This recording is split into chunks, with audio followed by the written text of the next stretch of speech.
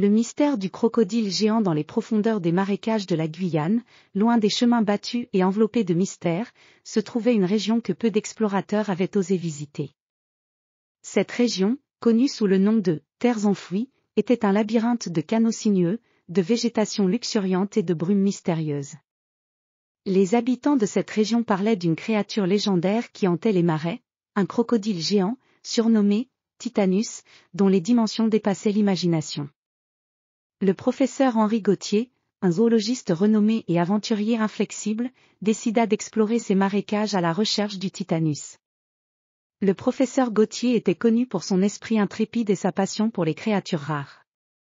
En entendant parler de ce crocodile légendaire, il fut déterminé à en percer le mystère. Accompagné de son équipe de chercheurs, le professeur Gauthier arriva dans un petit village au bord des marécages. Le village était constitué de maisons sur pilotis et de ponts en bois qui reliaient les différentes habitations. Les habitants étaient des pêcheurs et des agriculteurs qui vivaient en harmonie avec la nature environnante. Avant de se lancer dans l'expédition, le professeur Gauthier rencontra le vieux maire du village, un homme sage nommé Joachim, qui avait une connaissance approfondie des légendes locales.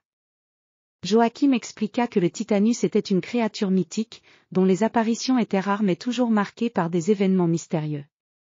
Selon les histoires, le crocodile vivait dans une grotte cachée, remplie de trésors anciens. Avec les conseils de Joachim, l'équipe de chercheurs se prépara pour leur voyage. Ils montèrent à bord d'une pirogue robuste, équipée de provisions, de cartes anciennes, et de matériel de recherche. Les marécages étaient un dédale de canaux serpentins et de végétation dense, et la navigation était difficile. Le voyage dans les marécages fut une aventure époustouflante.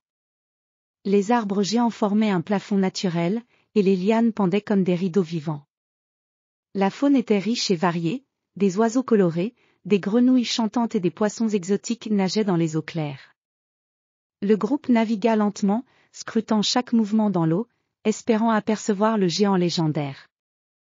Après plusieurs jours de navigation, l'équipe découvrit un vaste lac entouré de collines verdoyantes. Au centre du lac, une petite île émergeait, couverte d'une végétation luxuriante. Les légendes parlaient d'une grotte située sur cette île, et le professeur Gauthier décida de s'y rendre pour enquêter. Ils accostèrent sur l'île et commencèrent à explorer la grotte. L'entrée était dissimulée par des fougères épaisses et des pierres mossues. En entrant dans la grotte, une fraîcheur étrange les enveloppa, et une lumière vacillante de leur torchée révéla des parois ornées de sculptures anciennes. Les dessins semblaient raconter l'histoire d'un peuple ancien qui vénérait le Titanus comme un dieu. Au fond de la grotte, ils découvrirent une grande cavité où une grande silhouette sombre se mouvait dans l'ombre. Le cœur du professeur Gauthier battait plus fort alors qu'il se rapprochait. Soudain, un bruit lourd et puissant résonna dans la grotte, le Titanus émergea de l'eau, dévoilant sa taille imposante et ses écailles luisantes. Le crocodile géant mesurait près de 15 mètres de long, avec des yeux perçants et une mâchoire impressionnante. Il était majestueux mais intimidant, et sa présence imposait un respect profond. Le Titanus n'était pas seulement une créature légendaire, mais un gardien des mystères anciens, et il semblait protéger le sanctuaire caché dans la grotte.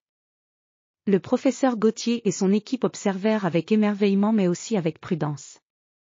Ils prirent des notes, des photos et recueillirent des échantillons sans s'approcher trop près du crocodile.